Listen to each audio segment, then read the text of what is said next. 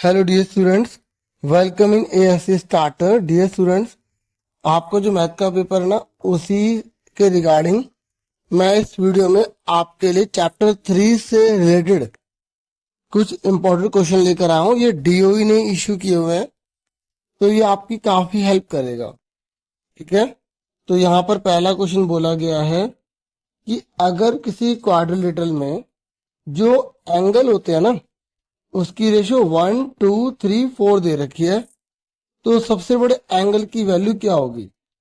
देखो, अगर ऐसा कोई भी क्वेश्चन आता है ना, जैसे यहाँ पर क्वाड्रिलेटरल बोला है यानी कि चतुर्भुज बोला है, तो हम चतुर्भुज बना देंगे। अगर वो बोलेगा पंचभुज यानी कि पेंटागन, तो हम पेंटागन बना देंगे। ठीक है, तो हमसे बोला गया क्वाड्रिलेटरल, और इसने बोला है इन सब एंगल का जो टोटल है, हमें पता है कितना होता है। चार कोणों का योग कितना होता है, 360 होता है। और हमें इन सब एंगल की रेशो दे रखी है 1:2:3:4 दे रखी है। तो जब भी हमें दिया होता है तो हम क्या करते हैं, इस रेशो को अगर हमें किसी नंबर में लाना होता है तो हम उसमें वेरिएबल लगा लेते हैं, ताकि हमें उसकी वैल्यू पता लग सके। तो जब भी रेशो दे रखी है तो हम इसको x, दूसरे वाले को 2x, तीसरे वाले को 3x, चौथे वाले को 4x इक्वल टू में 360 लिख देंगे। अगर यहाँ पर क्वाड्रिलेटरल बोला है तो हम 360 लिखेंगे। अगर यहाँ पर वो बोलता ट्राइंगल तो हम 180 लिखते, वहां पर 3 साइड दिए होते। ठीक है, और अगर बोल देता एडजेसेंट एंगल, तो एडजेसेंट का मतलब होता है एक तरफ वाले, जैसे ये और ये, तो इन दोनों का टोटल होता है 180। ठीक है, तो एडजेसेंट बोलेगा तो 180 लिखते, वहां दो एंगल लेते। यहां पर चारों एंगल दे रखे हैं तो बराबर में 360 लिखेंगे। अब इन सबको जोड़ दो, 4 3 7 8 9 और 1 10, तो 10x इज इक्वल टू में 360 हो गया। तो x कितने का आ गया, 360 को 10 से डिवाइड कर देंगे, कितना आ जाएगा। देखो, ये मल्टीप्लाई वाले जो tan होता है ना, ये इधर जाके डिवाइड हो जाता है, तो 360 को हम 10 से डिवाइड कर देंगे तो हमारा आएगा 36। कितना आएगा, 36 आएगा। अब 36 आ गया, तो अगर हमें छोटा एंगल निकाला तो 1 से मल्टीप्लाई करेंगे, उससे बड़ा निकालना तो 2 से मल्टीप्लाई करेंगे, उससे बड़ा निकालना तो 3 से मल्टीप्लाई करेंगे, और सबसे बड़ा निकालना है तो सबसे बड़ी रकम से गुणा करेंगे, यानी कि 4 से। हमसे बोला गया था सबसे बड़ा एंगल निकालो, तो हम किससे मल्टीप्लाई करेंगे, 4 से करेंगे। तो 36 को 4 से मल्टीप्लाई करो, कितना आएगा, 144 आ जाएगा। तो इसका आंसर कितना आ गया, सी आ गया। कहने का मतलब यह कि डियर, अगर कभी भी क्वाड्रिलेटरल लिखा आ जाए और रेशियो लिखा आ जाए, रेशियो वाला अगर कोई और भी क्वेश्चन आ जाए तो उसके साथ वेरिएबल लगा देना, सबको प्लस कर देना। बराबर में अगर वो क्वाड्रिलेटरल है तो 360 लिखना, ट्राइंगल है तो 180 लिखना, एडजेसेंट है तो 180 लिखना। एडजेसेंट मतलब होता है आसन कोण। ठीक है, और सबसे बड़ा है तो सबसे बड़ी रकम से गुणा कर देंगे, छोटा तो छोटी रकम से गुणा कर देंगे। तो हमारा पहले वाले का आंसर कितना आ गया, सी आ गया। ठीक है, अब उसके बाद है हमारा नेक्स्ट क्वेश्चन। देखो, नेक्स्ट क्वेश्चन है, यहां पर बोला गया रेक्टेंगल की डायगोनल की वैल्यू पहले की है, दूसरे की है, तो आपको एक्स की वैल्यू निकालनी है। देखो, आपको ना सारे के सारे जो 4 साइड वाले होते हैं ना, उन सबके टाइप पता होना चाहिए। जैसे अगर किसी की भी कोई साइड इक्वल नहीं होती तो बोलेंगे it is not any type of quadrilateral, यह किसी भी प्रकार का चतुर्भुज नहीं है। दूसरा कौन सा होता है, जिसमें आमने सामने की साइड जो है बराबर होती है, ये साइड इसके बराबर होती है, इसे बोलते हैं पैरेललोग्राम, समांतर चतुर्भुज बोलते हैं। और समांतर चतुर्भुज की खास बात क्या होती है, आमने सामने के एंगल बराबर होते हैं। सपोज करो ये 100 आ गया, तो ये कितने का होगा, 100 का ही होगा। क्योंकि देखो, मेरा मकसद केवल जो क्वेश्चन है वो नहीं, उसके आसपास की चीजें कराना है, ताकि और कुछ क्वेश्चन आ जाए तो आप कर लोगे। अभी बताओ ये कितने का होगा, एक लाइन का टोटल कितना होता है, 180। ऐसे होता है ना 180। ऐसे ही जो चतुर्भुज होता है ना, उसके एक तरफ जो एंगल होते हैं ना, उसका टोटल भी होता है 180। उसे बोलते हैं एडजेसेंट एंगल, आसन कोण बोलते हैं। तो अगर ये 100 का तो कितने का होगा, 80 का होगा। ठीक है। और इसमें जो डायगोनल होती है ना, ये बराबर नहीं होती। पैरेललोग्राम की बात कर रहा हूँ, समांतर चतुर्भुज की। डायगोनल को हिंदी में बोलते हैं विकर्ण, ये और ये बराबर नहीं होते, लेकिन ये एक दूसरे को बाइसेक्ट बराबर करते हैं। बाइसेक्ट मतलब समद्वि भाजित। कहने का मतलब ये, अगर पैरेललोग्राम आ गया ना, समांतर चतुर्भुज आ गया, अगर ये 10 का है तो ये भी 10 का ही होगा, ये 5 का है तो ये भी 5 का होगा। ठीक है। फिर तीसरी फिगर कौन सी होती है, रेक्टेंगल। रेक्टेंगल की खास बात क्या होती है, हर एंगल 90-90 डिग्री का होता है और डायगोनल इक्वल होती है। डायगोनल क्या होती है, इक्वल होती है। डायगोनल मतलब विकर्ण, रेक्टेंगल मतलब आयत। ठीक है, आयत बोलते हैं। तो इसके विकर्ण बराबर होते हैं। अब यह इसने बोला है कि अगर डायगोनल रेक्टेंगल की ये और ये हैं तो x की वैल्यू क्या होगी। देखो, अगर जैसे इसने रेक्टेंगल की डायगोनल बोला तो आपको पता है वो बराबर होती है, तो आप इन दोनों को बराबर रख लेंगे। इन दोनों को क्या रख लेंगे, बराबर। तो देखो कैसे करेंगे, 2x माइनस 1, नहीं, 2x प्लस 1 बराबर 3x माइनस 1, ये दे रखा। आप क्या करेंगे, 2x लिखा, प्लस का 3x जगह क्या हो जाएगा, माइनस का हो जाएगा। माइनस का 1 उतारा। जब किसी को नीचे उतारते हैं ना तो साइन चेंज नहीं होता। अब प्लस का 1 जाके उधर जाके क्या हो जाएगा, माइनस का हो जाएगा। 3 में से 2 का कितना बचा, माइनस का x बचा। और एक और एक कितना होते हैं, माइनस के 2 हो गए। माइनस माइनस जुड़ जाते हैं लेकिन साइन माइनस का रहता है। माइनस से माइनस कट गया तो x कितने का आ गया, हमारा 2 आ गया। तो इसने पूछा था ना कि अगर, देखो ऐसे घुमा के क्वेश्चन आता है। रेक्टेंगल की जानबूझ के डायगोनल लिख दी। अगर आपको कंसेप्ट पता है कि दोनों बराबर होते हैं, अपने बराबर लिख देना है। फिर सेकंड चैप्टर की तरह आपको क्या करना है, वेरिएबल वाले एक तरफ, नॉन वेरिएबल एक तरफ, चर वाले एक तरफ, अचर वाले एक तरफ। तो आंसर कितना आ गया इसका, 2 आ गया। क्लियर हो गया आपको। ठीक है। ऐसे ही मैं आपको फिगर्स बता रहा था ना, तो सबसे बड़ी फिगर, सबसे अच्छी फिगर, परफेक्ट फिगर कौन सी होती है, स्क्वायर होती है, क्योंकि उसमें डायगोनल भी बराबर होती है, उसमें हर एंगल भी 90 डिग्री का होता है और सारी की सारी साइड भी बराबर होती है। अब वो बोल रहा है कि अगर पैरेललोग्राम है और इसमें a अगर 70 है तो ये b कितने का होगा। चलो बना लेते हैं। देखो फिगर बोले ना, इस हमने बना ली ऐसे करके, पैरेललोग्राम बना लिया। डियर, अगर ये 70 का है, जिन बच्चों को समझ में आ जाए ना खुद, वो कमेंट करके आंसर लिखना, ताकि मुझे पता लग सके हाँ भाई ज्यादातर बच्चों को आता है।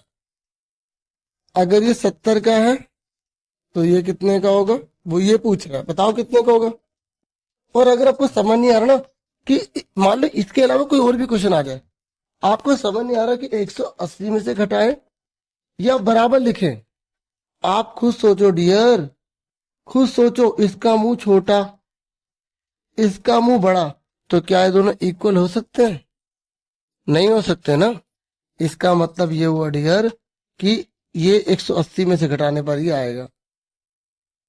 कितना आ गया इसका आंसर, 110। तो बी कितने का आ गया, 110। बाकी इसका रूल ये होता है डियर कि अगर ये दोनों आमने सामने होते हैं इस तरीके से, एक ही लाइन पर बने होते हैं, तो इनका टोटल 180 होता है। इसे बोलते हैं एडजेसेंट एंगल, हिंदी में आसन कोण बोलते हैं इसे। तो अगर मान लो मैंने फिगर चेंज कर दी, अब आपको आंसर तो पता लग गया ना 110 है। हटाते हो इसको, मान लेते हैं फिगर ऐसी आ गई और ये 100 मैंने 100 लिखा आ गया, तो अब आप बताओ ये कितने का होगा।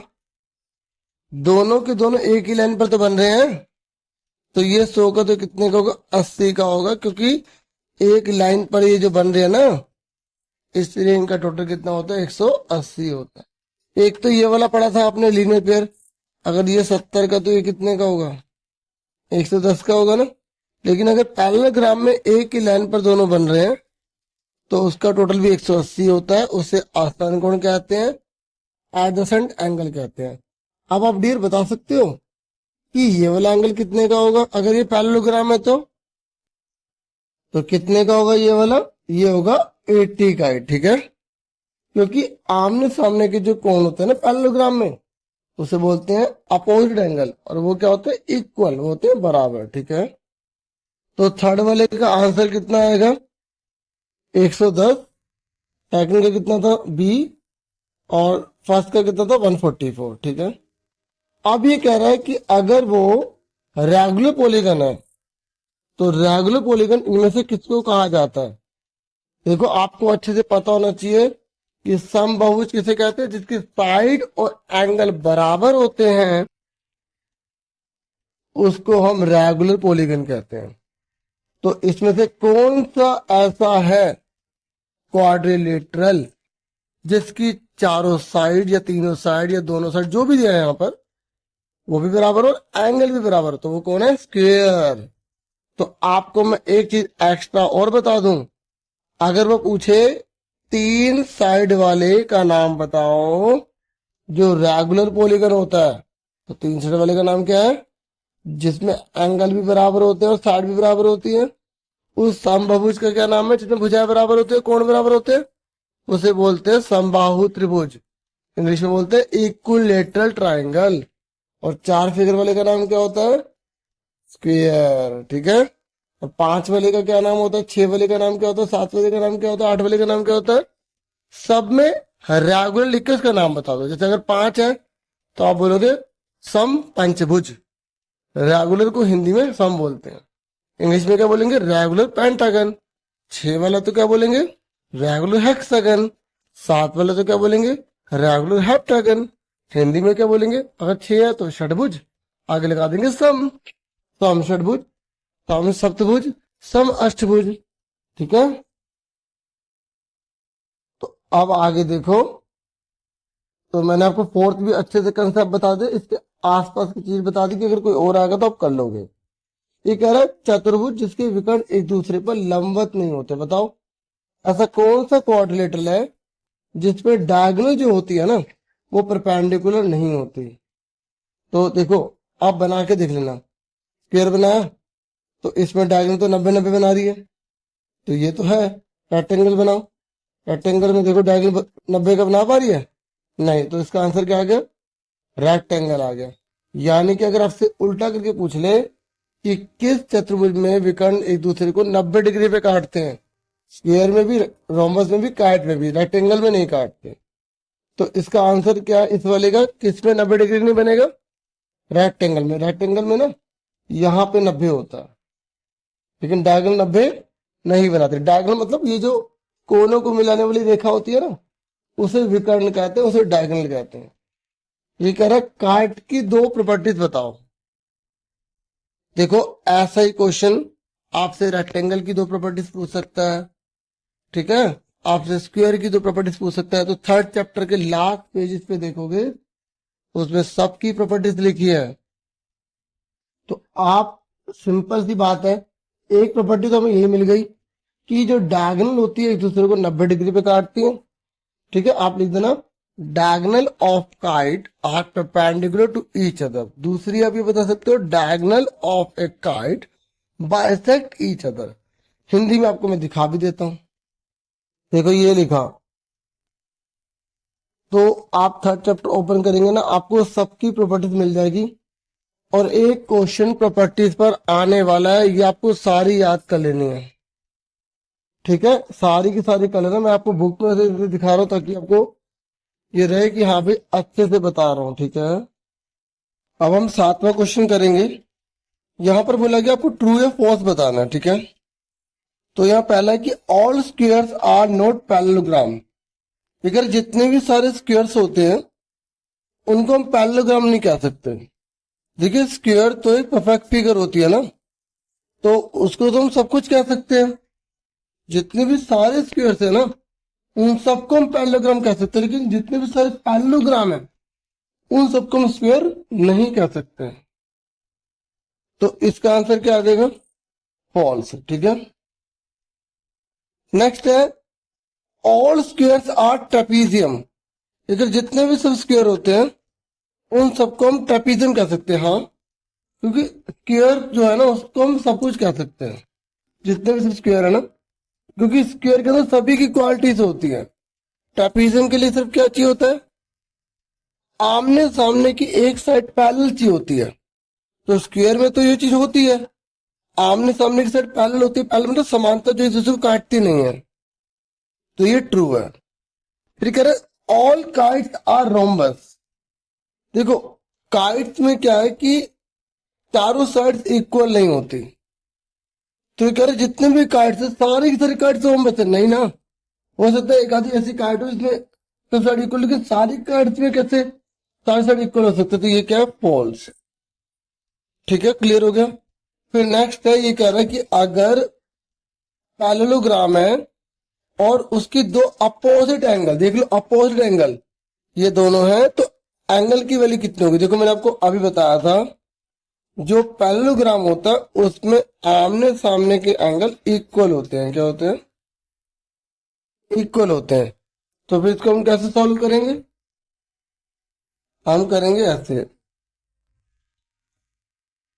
5x माइनस का 8 इक्वल टू 2x प्लस 82। ठीक है, तो आपको पता है इक्वल क्यों लिखा, क्योंकि अपोजिट एंगल है। अगर यहाँ पर एडजेसेंट बोलता तो प्लस लिख के इक्वल में 180 लिख देते। तो आपको यही याद रखना है कि कहाँ इक्वल लिखना है, कहाँ 180 लिखना है। तो अपोजिट है तो इक्वल लिखो, 2x प्लस का जगह क्या हो जाएगा, माइनस का हो जाएगा, माइनस का 8 जगह क्या हो जाएगा, प्लस का 8 हो जाएगा। अब 5 में से 2 चले गए, कितने बचे, 3x बचे, और 82 और 8 कितने होते हैं, 90 होते हैं। अब आप x की वैल्यू निकाल लो। अब आपको पता है जब ये जो x के साथ 3 है ना, उधर जाके डिवाइड हो जाएगा, मतलब अपॉन में चला जाएगा। तो 90 को जब हम 3 से डिवाइड करेंगे तो कितना आ जाएगा, 30 आ जाएगा। ठीक है, तो इसका आंसर कितना आ गया, 30। और अभी x की वैल्यू निकली है, इसने बोला एंगल बताओ। ठीक है, अब हमें ये एंगल निकालने, ये वाले एंगल। तो एंगल कैसे निकालेंगे, आप लिखोगे फर्स्ट एंगल। तो फर्स्ट एंगल मतलब पहला कोण, तो जहां x है ना वो 30 लिख देंगे, और कितना लिख रहे हैं, 8, 8 घटा दो, तो 150 में से 8 घटाए 144 आ गया। फिर सेकंड एंगल निकालो, क्योंकि देखो सेकंड एंगल कैसे निकालेंगे, सुन लो मेरी बात, क्योंकि इसने बोला ईच एंगल। तो जो पैरेललोग्राम है ना, अगर ये 144 का निकला तो ये कितने का निकलेगा, 180 में से घटा देंगे, क्योंकि ये वाला और ये वाला तो बराबर है, ये वाला और ये वाला बराबर है, तो इससे सारे एंगल पूछे हैं। तो सेकंड एंगल को हिंदी में क्या लिख लोगे, दूसरा कोण। ठीक है, तो 180 में से 144 गए, तो 10 में से 4 के 6, 7 में से 4 के 3, 36 आ गया।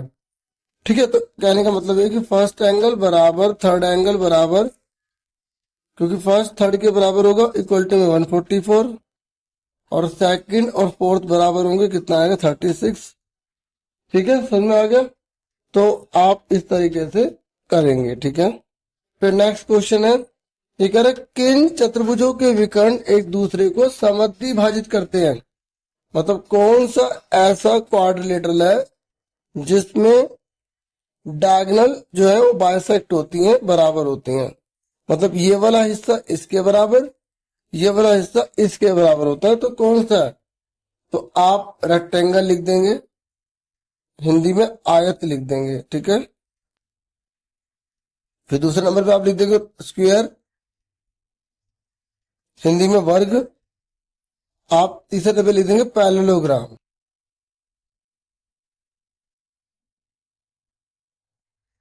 तो हिंदी में क्या बोलेंगे पैरेललोग्राम को, 3 हो गए ना, तो हिंदी में पैरेललोग्राम को क्या लिखेंगे, समांतर चतुर्भुज। आप काट भी लिख सकते हैं। तो मैंने 3 बता दिया यहां पर। फिर पूछ रहे किन चतुर्भुजों के विकर्ण एक दूसरे पर लंबवत होते हैं, मतलब एक दूसरे पर 90 डिग्री के बनाते हैं। तो ये तो मैंने आपको शुरू में दिखाया था कि किस किस में 90 डिग्री के होते हैं, स्क्वायर में, रोम्बस में और काइट में, ठीक है, हिंदी में वर्ग में, समचतुर्भुज में और पतंग में। तो इसका आंसर क्या आएगा? स्क्वायर पूरा पूरा लिख लेना, ऊपर दिखा दिया ना, रेक्टेंगल और काइट। हिंदी में वर्ग, थोड़ा थोड़ा लिख रहा हूं, ठीक है, आयत और पतंग में, ठीक है। और फिर नेक्स्ट है, किन चतुर्भुजों के विकर्ण समान होते हैं? Which of them have equal diagonal? तो किस में बराबर होते हैं डियर? एक तो होते हैं स्फीयर में, किसमें होते हैं, और दूसरा होता है रेक्टेंगल में, ठीक है। तो दो आंसर आप लिखेंगे, पहला कौन सा है? वर्ग, और दूसरा कौन सा है? आयत। पहला कौन सा है? स्क्वायर, दूसरा कौन सा है आपका? रेक्टेंगल। तो इतना ही था इस वीडियो में। वीडियो को लाइक, चैनल को सब्सक्राइब करें। अगर आप और वीडियो चाहते हैं तो मैं और प्रोवाइड कर दूंगा, ठीक है। Thank you for watching and listening carefully. All the best dear students.